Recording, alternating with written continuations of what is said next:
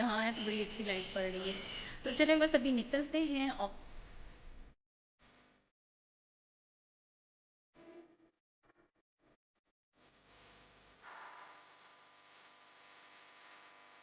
रहीम, अस्सलाम वालेकुम। क्या हाल है आप सबका? उम्मीद करती हूँ कि सब ठीक ठाक होंगे, खैरियत से होंगे। अल्लाह ताला सबको खैरियत से रखे, खुश रखे, आबाद रखे। तो अभी इस वक्त मुझे कहीं जाना है किसी से मिलने के लिए। हस्बैंड के दोस्त हैं, उनकी फैमिली उम्रे से आई है, तो उनके घर जाना है मिलने के लिए, उम्रे की मुबारक देने के लिए। तो बस अभी मैं निकलने लगी थी, मैंने सोचा यहीं से मैं अपने व्लॉग को भी स्टार्ट कर देती हूँ।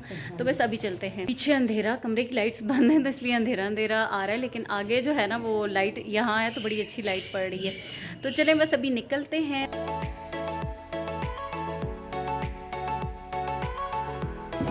बाइक पे हवा बहुत चल रही है, सब ठंड है ना, तो मैंने ऐसे कर लिए कानों के पीछे।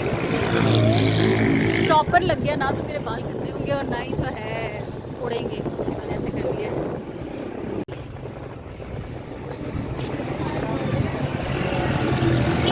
और हमें जिस जगह जाना था वो पिंडी का अंदरून शहर है, यानी कि बहुत ही रश वाली जगह है, बहुत ज़्यादा ट्रैफिक रश बहुत होता है वहाँ पर। अगर गाड़ी में जाया जाए ना तो फंस जाते हैं। फिर उससे अच्छा ये होता है कि बाइक पे चला जाए और या रिक्शा। तो बाइक जो है वो ज़्यादा बेहतर रहता है, क्योंकि अगर रास्ते तंग भी हो ना तो बाइक आसानी से निकल जाती है, गाड़ी का थोड़ा सा मसला बन जाता है। तो इसलिए हम जा रहे थे बाइक पे। और बस अभी आजकल शाम भी इतनी जल्दी मगरिब हो जाती है कि 5 बजे तो मगरिब की अज़ानें भी स्टार्ट हो जाती हैं। और बाइक पे ही आपको मज़ा भी आता है और सही से पता चलता है कि सर्दी कितनी ज़्यादा हो गई है। जो लोग ये कह रहे हैं कि सर्दी नहीं है, वैसी सर्दी नहीं है, मुझे तो हर बार ही बड़ी हैरत होती है, क्योंकि हर दफ़ा ही सर्दी होती है और पता नहीं क्यों सब कह रहे होते हैं कि अब ये पिछली दफ़ा की तरह सर्दी नहीं है। और इतनी शदीद किस्म की ठंड थी ना, बाइक पे जाके मुझे पता चला था। अच्छा, यहाँ से हमने लेना था केक, जहाँ हमने जाना था उनके लिए, और बस केक लेते हैं फिर चलते हैं। और वापस आके इंशाल्लाह फिर अपने किचन में आपसे होगी मुलाकात, ज़बरदस्ती रेसिपी भी आपके साथ शेयर करती हूँ। तो बस अभी चलते हैं। A few hours later. अच्छा जी, तो यहाँ पर मैं वापस आ चुकी हूँ और अब वापस आती अपने किचन में भी आ गई हूँ। यहाँ पर मैंने ले लिया है 6 कप मैदे के लिए हैं, एक यीस्ट का पैकेट लिया है, और फिर इसमें थोड़ा सा मैंने 1/4 टीस्पून के जितना बेकिंग सोडा लिया है। और ये मिक्स्ड हर्ब्स लिए हैं तकरीबन हाफ़ टेबल स्पून के जितनी, 3 टेबल स्पून चीनी लिए, 1 टीस्पून इसमें मैंने नमक का डाला है, और हाफ़ कप कुकिंग ऑयल का लिया है। अच्छा, फिर पानी मैंने गरम कर लिया था नीम गरम से, थोड़ा सा बिल्कुल हल्का सा गरम, ज़्यादा होना चाहिए। मतलब आजकल सर्दियाँ हैं ना तो बहुत ज़्यादा इस तरह से पानी बहुत बिल्कुल ही ठंडा भी ना हो और बहुत तेज़ गर्म भी ना हो, बस थोड़ा सा नीम गर्म से ज़रा ज़्यादा। और इतनी डिटेल में बताने का मकसद ये होता है कि आप लोग जब रेसिपी को ट्राई कर रहे हो तो फिर आपकी कोई चीज़ ज़ाया ना जाए या गलत ना हो जाए, तो इसलिए मैं आपको डिटेल से बता रही थी कि पानी ऐसा होना चाहिए। अच्छा, तो यहाँ इसमें टोटल 3 कप गर्म पानी जाएगा, और पानी इकट्ठा ही साथ ही गर्म कर लें, 3 से 4 कप, तो वो जितना इस्तेमाल हो उसको इस्तेमाल कर लें। फिर यहाँ पर अब मैंने इसको डो को अच्छी तरह से नीट कर लिया। उसके बाद लास्ट में इसके ऊपर मैंने 2 टेबल स्पून कुकिंग ऑयल के लगा के तो इसको राइज़ होने के लिए रख दिया है।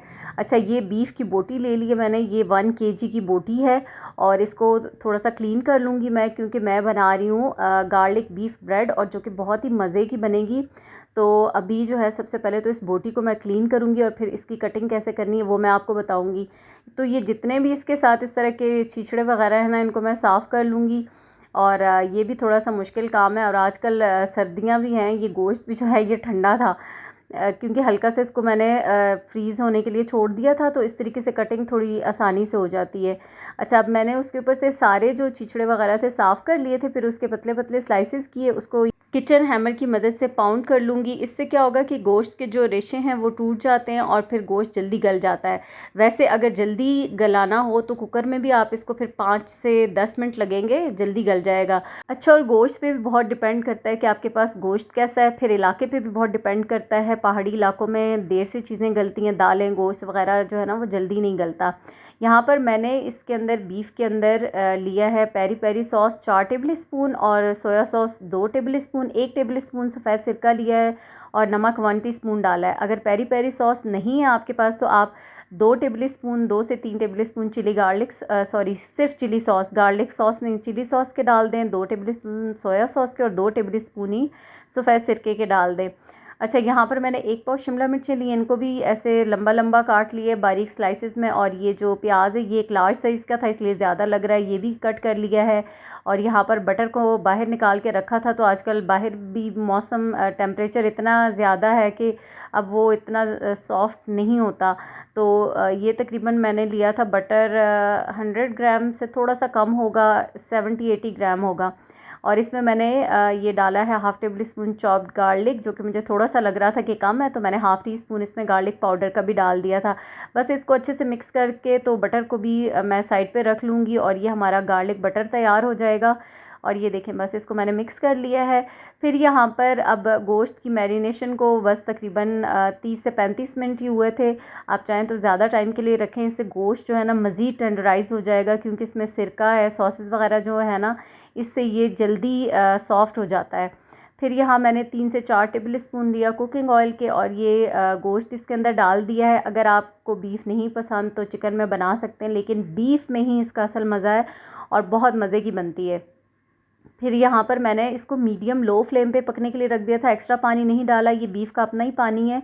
और इसी में ना ये इसी पानी के अंदर ये कुक हो जाएगा अच्छे से, लेकिन इसको टाइम लगेगा थोड़ा सा, आधा पौना घंटा। और मैंने आपको पहले भी बताया कि अगर कुकर में रखना चाहें तो फिर बहुत कम टाइम में तैयार हो जाएगा। स्पाइसेस इसमें 1 टेबल स्पून कुटी हुई काली मिर्चें हैं, half table spoon mixed herbs हैं, फिर हाफ़ टेबल स्पून ही लहसुन का पाउडर है, half tea spoon ginger powder था, 1 टीस्पून चिली फ्लेक्स थे।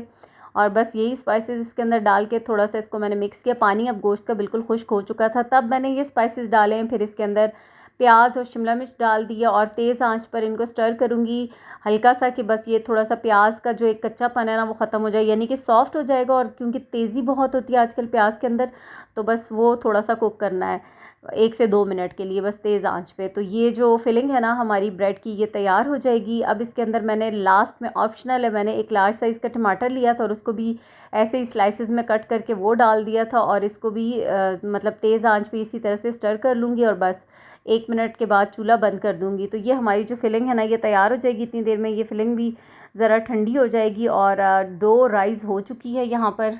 और इसके इक्वल साइज़ के मैं पेड़े बना लूँगी, 4 पेड़े, 2 हमारी इसमें ब्रेड बनकर तैयार होंगी, बीफ गार्लिक ब्रेड। और अगर छोटे साइज़ की बनाना चाहते हैं तो फिर आप इसमें तकरीबन 3 से 4 भी बना सकते हैं।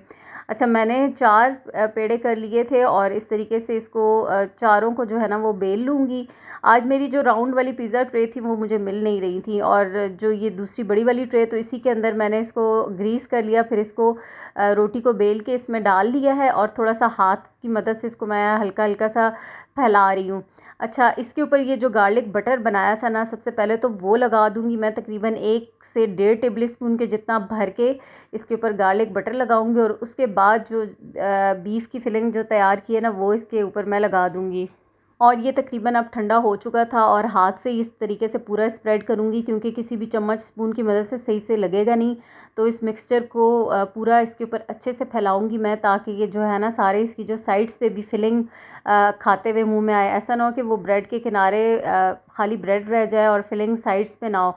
तो मैं इसको अच्छे से पूरा इवनली सारी साइडों पे लगाऊंगी और हाथ से ही इसको स्प्रेड करूँगी। हल्का हल्का सा इसमें से अभी भी धुआं निकल रहा है, लेकिन ये बहुत ज़्यादा गर्म नहीं है अभी। बस ऐसे लग रहा है कि जैसे इसमें धुआं निकल रहा है, तो बहुत ज़्यादा गर्म है। अच्छा, फिर इसके ऊपर मैं ये चीज़ लगा रही हूँ, पिज़्ज़ा चीज़ ले सकते हैं आप। मैंने हाफ़ चेडर चीज़ ले ली थी और हाफ़ ही मोज़रेला थी मेरे पास, तो उन दोनों को मैंने ग्रेट कर लिया था और मिक्स करके इसके ऊपर डाल दिया है।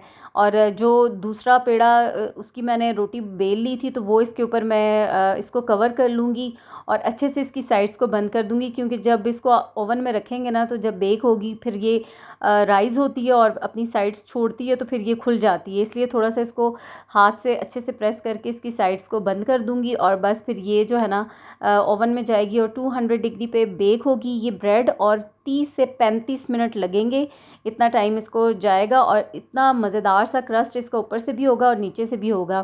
तो ये एक मेरी तैयार होगी, ये दोनों को मैं रख दूँगी, एक नीचे वाले रैक में और एक को ऊपर वाले में रखूँगी। और अपर लोअर दोनों रॉड्स के साथ। तो ये मैंने दोनों बेकिंग ट्रेज़ में ये रख ली हैं। और राउंड वाली आज मेरी बेकिंग ट्रे पता नहीं कहाँ मुझे मिल ही नहीं रही थी। अच्छा, तो यहाँ पर बेक हो चुका है और पहली ऊपर जो थी ना वो मैंने निकाल ली है। लेकिन उससे पहले मैं आपको हमेशा बताती हूँ कि जब मैं दोनों चीज़ें एट अ टाइम रखती हूँ तो इनकी साइड्स जो है ना 10 से 15 मिनट के बाद मैं चेंज कर लेती हूँ, यानी कि नीचे वाली को ऊपर शिफ्ट कर देती हूँ और ऊपर वाली को नीचे। तो यहाँ पर दोनों बेक हो चुकी हैं और अब इनकी कटिंग भी मैं करके आपको दिखाती हूँ और बच्चों को मैंने देना भी है, खाना भी। तो अभी इसको कट कर लेते हैं। और इतनी कोई ज़बरदस्त माशाल्लाह से हमारी ब्रेड बनकर तैयार हुई है। इतनी ऊपर से इसका जो क्रस्ट ऊपर से और नीचे से है ना वो बड़ा ज़बरदस्त सा क्रिस्पी सा है। और अंदर से ये इसकी फिलिंग देखें आप, और ये धुआंधार मज़ेदार सी हमारी बीफ ब्रेड तैयार हो गई है। बस जैसे ही ओवन से निकालनी है गरम गरम, उसके ऊपर बटर लगा दें और बस फिर उसके बाद सर्व करें, खाएं, एंजॉय करें। मज़ेदार सी गार्लिक बीफ ब्रेड तैयार है। बहुत मज़े की लगती है और अल्हम्दुलिल्लाह बहुत मज़े की बनकर तैयार हुई है।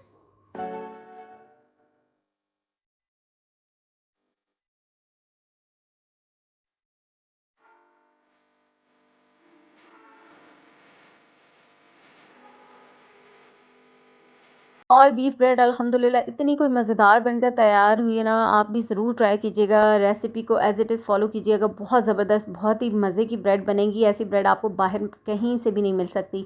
तो घर में बनाइएगा और फिर मुझे बताइएगा कि आपको कैसी लगी। तो ये मेरा रात का आखिरी काम है, हल्दी दूध बनाना। और इसमें आजकल जो कच्ची हल्दी मिलती है बाज़ार से, उसको मैंने ग्रेट कर लिया था दूध में और उसको अच्छे से पका लिया था। तो अब जो है ना ये पक गई है और बच्चों को और हस्बैंड को दूंगी। और आपसे चाहूँगी इजाज़त। दुआ में याद रखिएगा। अल्लाह हाफ़िज़।